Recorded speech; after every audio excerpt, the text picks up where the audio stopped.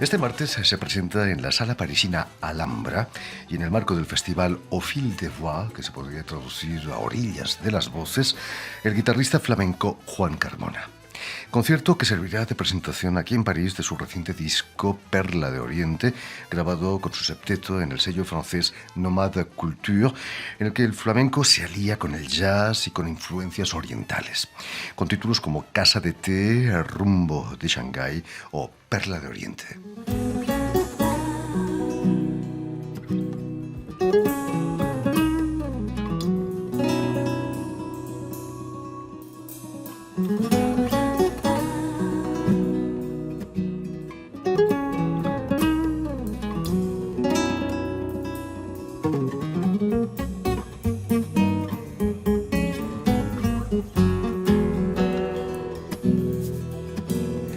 Y para hablarnos de este disco y de su trayectoria en el mundo del flamenco y del jazz también, Juan Carmona ha sido tan amable de venir hasta nuestros estudios. Buenas tardes, Juan. Buenas tardes.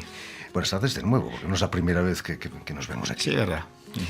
Permíteme que explique antes que nada que has nacido en la ciudad francesa de Lyon en 1963, o sea que eres francés, pero tu familia tuvo que primero exiliarse en el norte de África, escapando al franquismo, para luego volver a Francia.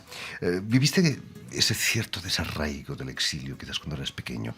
Había una nostalgia del Mediterráneo. Sí, sobre todo por el mundo de la música, ¿no? Porque mi padre siempre, yo recuerdo cuando estaba de niñez, siempre escuchaba flamenco, ¿no? Entonces el hecho, claro, de estar aquí en Francia y de no tener esa música presente como si estaría yo ahí, pues claro, lo echaba mucho de menos eso. Me decías que tu familia provenía de Málaga. Sí. No echabais de menos el mar, el Mediterráneo. Sí, también yo soy además mucho del mar, porque me gusta mucho el mar, para componer lo ideal para mí, ¿no? Y claro, y esa parte tan bonita de que la parte de Málaga, de Cádiz, toda esa, además cuando yo estuve viviendo en Jerez, ¿no? Y entonces conozco bastante por ahí, ¿no? Y la verdad que es muy bonito y precioso. ¿Cómo fue la infancia del pequeño Juanito Carmona, ahí en Lyon? Pues en Lyon, pues imagínate, yo empecé con 6, 7 años tocando la guitarra, ¿no? Y estando de familia andaluza, porque el flamenco ha sido siempre presente. Entonces, claro, cuando hay casamiento, cuando hay bautizo, cuando hay fiesta, pues siempre el flamenco. Sale una guitarra, sale un primo cantando o una bailando y de ahí aprendí yo de ese tipo de reunión. Con 6 años la guitarra era más grande que tú. Sí. La guitarra era más grande y yo recuerdo que tenía la mano chica y me costaba mucho trabajo, ¿no? Pero vamos, tú sabes, ¿no? Cuando uno tiene una pasión tan fuerte ya no hay barrera, ¿no? Se puede tirar pues horas y horas tocando sin darse cuenta, no ven los problemas. ¿Quién puso la primera guitarra en tus manos? ¿O tú la cogiste sin que nadie te la prestara? No, era un tío mío, era precisamente en Navidad.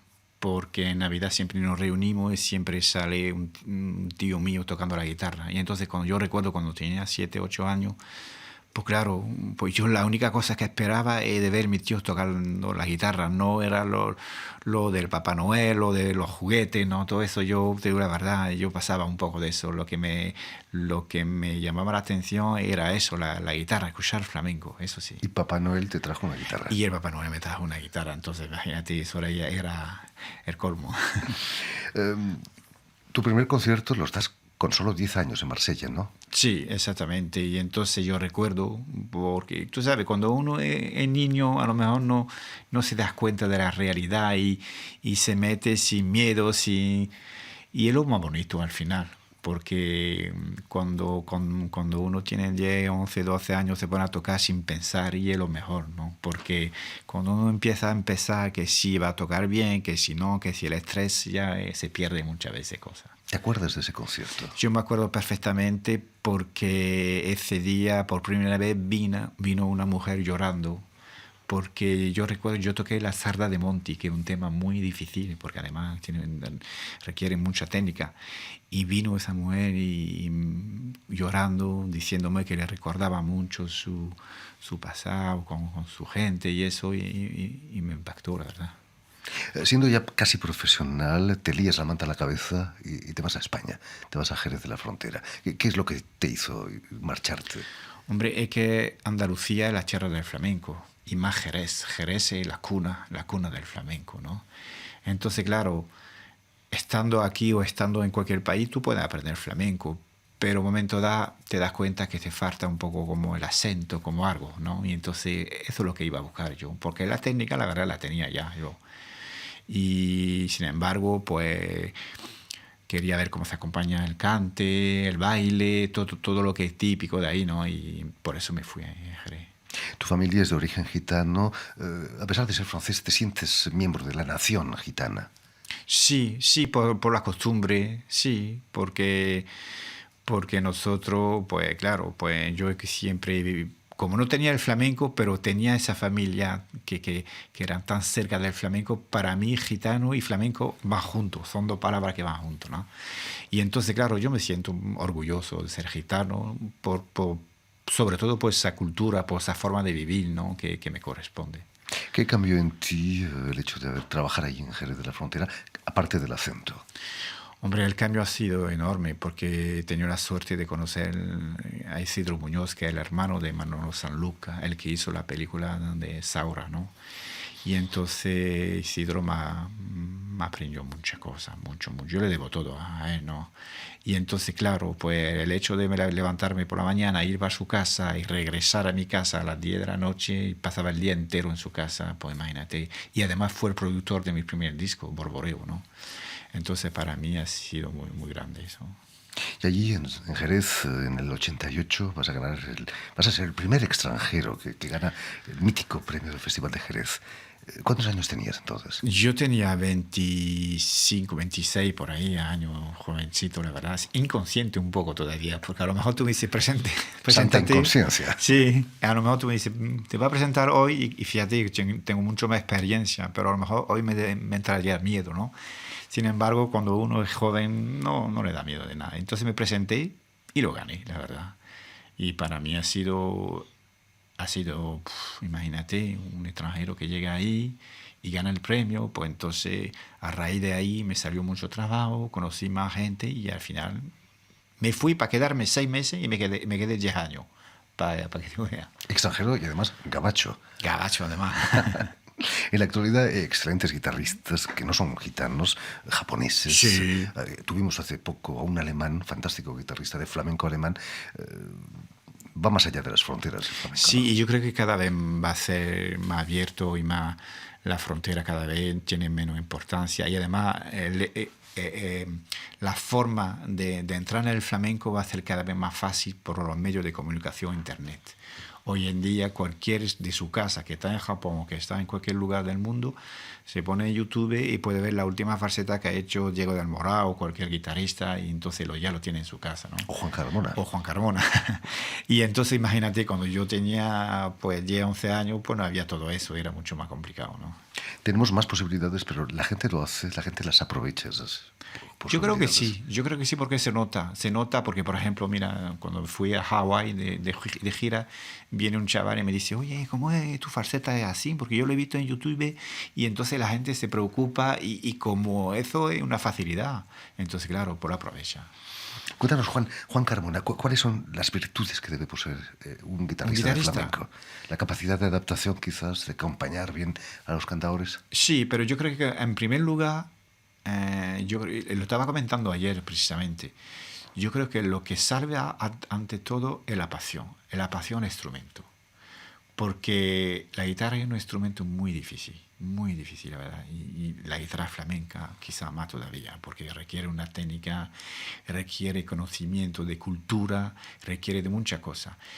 Y entonces, claro, si no tienes esa pasión para dedicarle hora y hora, pero te puede ser como 7, 8 horas al día, pues no puede llegar porque es muy difícil, ¿no? Entonces, primero, tener mucha pasión para dedicarle toda la hora posible.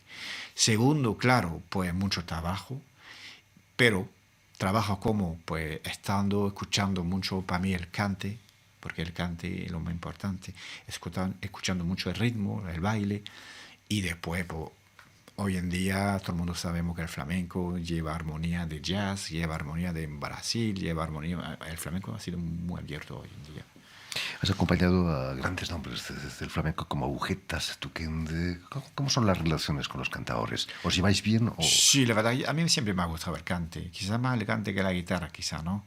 Y sí, muy bien, y son artistas profesionales y entre nosotros siempre nos llevamos muy bien, muy bien. Juan Carmona, en el 2015 vas a ser el primer músico occidental europeo en recibir un premio que concede la UNESCO por tu trabajo con el mundo árabe. Ahí están las verdaderas raíces del flamenco en el norte de África, en el Al-Ándalus. Es si me buena permite. pregunta porque, pues sí, hombre, hay similitud, hay muchas cosas en común, pero por otra parte la música flamenca es diferente. Cuando yo hice ese proyecto, estaba convencido que sí, que tiene que ver la música árabe y el flamenco. Y por supuesto, además, cuando estuve en Granada, tuve la arquitectura y evidente, ¿no? Pero al mismo tiempo, el flamenco es algo un poco diferente, ¿no? Pero yo creo que las dos músicas se llevan muy bien, la verdad. Las raíces. Las de la idea. raíces. Volviendo, Juan Carmona, al disco que vas a presentar este martes en la Sala Alhambra, es un trabajo muy jazzy, ¿no? Muy jazzístico, a pesar del título Perlas de Oriente. ¿Sabe lo que es Perla de Oriente? Cuéntanos. Pues Perla de Oriente es el mote que le damos a Shanghái. Shanghái le decimos Perla de Oriente. Imagino que todo esta chinoiserie, como dicen aquí en Francia, viene de una gira tuya por allí, ¿no? Sí, ¿O no? exactamente. La historia fue que yo me fui un mes de gira en Asia, me fui en Taiwán, me fui en Corea y en China. Y hicimos como 25 conciertos en total. Y un día estamos en un teatro, los teatros muy bonitos ahí. Y detrás del teatro hay un estudio de grabación. Entonces yo le comento a los músicos, le digo, ¿por qué no grabamos? ¿Por qué no grabamos lo que estamos tocando? Y ni más ni menos nos sentamos y grabamos el disco, así fue. Increíble. ¿Y la influencia oriental, de dónde la sacaste? ¿Algún músico que escuchaste tocando? Yo siempre he sido, yo soy flamenco ante todo, porque yo no sé tocar otra música, pero quizá el hecho de haber vivido aquí en Francia me ha permitido muy temprano de escuchar otra música, como el jazz. Yo toqué con Baden-Powell, tenía 12 años, que es un guitarrista que toca la música brasileña, muy bonito. Pues también toqué con Henri Coriel, con un americano que tocó con Paco de Lucía, que se fue de gira. Tenía yo a lo mejor 20 años. O sea que sí, y he tocado con muchos músicos del mundo árabe, de la India. Toqué con el hermano de Ravi Shankar también, Subramanyam. O sea que he tenido la suerte de tocar con músicos de diferente cultura. Y eso me ha aportado mucho. ¿De quién te sientes más cerca? ¿De Django Reinhardt, que ahora se está escuchando mucho con la moda de la música manouche gitana, o de Paco de Lucía? Hombre, de Paco de Lucía. Paco de Lucía para mí ha sido todo. Yo tenía la suerte, mi padre me llevaron a ver un concierto de Paco de Lucía, tenía 11 años. Y yo no conocía, es mi padre que me dijo, te vamos a llevar a un concierto de un guitarrista que es mejor. Y quiero que lo conozcan. Y cuando escuché a Paco de Lucía, pues ese día le dije a mi madre, yo quiero tocar el flamenco, es seguro, ahora lo tengo más claro. Con la pérdida de Paco de Lucía, la muerte de Paco de Lucía, el flamenco ha perdido uno de Enorme. sus grandes ases, ¿no? Ese disco va dedicado a Paco de Lucía, ¿no? Es un homenaje. Sí, yo creo que la gente todavía no se ha dado cuenta quién era Paco en verdad, en el sentido de que Paco es un revolucionario de la guitarra flamenca, pero todo lo cantador flamenco le debe mucho a él, todo los bailadores le debe mucho a él. Ha inventado técnica, es uno de los primeros que sacó técnica propia, o sea que es un revolucionario del flamenco. ¿Qué representa para ti tocar este martes en un festival, el Festival Fil de Voix, donde no hay flamenco habitualmente? Eres casi el primero, yo creo. Pues sí, yo soy muy contento siempre de representar el flamenco y de defender el flamenco, ¿no? Porque el flamenco no es una música de moda. El flamenco, la gente, yo creo que se da cuenta cada vez más que tú vas en cualquier lugar del mundo y siempre hay una escuela de baile, siempre hay una peña flamenca, siempre hay algo con el flamenco. Y entonces, claro, pues yo cada vez que puedo defender la palabra flamenco, pues sí lo hago. con mucho gusto. Imagino que después del concierto vais a celebrarlo en un restaurante chino, ¿no? Sí, bueno, no sé si será chino, pero sí lo vamos a celebrar. Sí, sí, sí. Sí, la verdad que yo le debo mucho entre comillas, a esa gira, ¿no?, de China, porque además todos los títulos tienen que ver. Por ejemplo, Alegría le he puesto Mar de China. Casa de té, tú sabes que hay el té muy, muy famoso. Bulería prohibida, ¿no? O sea que siempre hay una relación con la ciudad donde yo estaba y sí, yo estoy muy contento de ver. Camino Además, Imperial, por ejemplo. Camino Imperial, sí. Y además nos vamos otra vez para China dentro de un mes, otra vez nos vamos para Shenzhen, Shanghái, Pekín, otra vez de gira. ¿Cómo acogen el flamenco los chinos, por ejemplo? Es increíble, muy bien. Tiene una admiración a esa música increíble, es increíble. Todo lo que los japoneses, los chinos, pues admiran mucho esa música. En fin, pues ya lo saben, este martes tienen una cita en la Sala Alhambra, aquí en París, para el concierto del guitarrista Juan Carmona. Por cierto, y si quieres volver a escuchar íntegramente esta entrevista o verla en vídeo, que hoy podemos hacerlo, lo puedes hacer en nuestra página web RFI en español, en YouTube, estábamos hablando de YouTube, sí. O también en la página Facebook de la emisión El Invitado de RFI, que es como se llama este programa. Y sobre todo, permíteme dar las gracias a Elena Abril, quien está detrás de los cristales a cargo de la realización de esta emisión. Gracias de nuevo, Juan, que sigan los éxitos y nos vamos con Perla de Oriente, que perfecto, es el título que cierra este disco. Muchas gracias. Gracias a ti.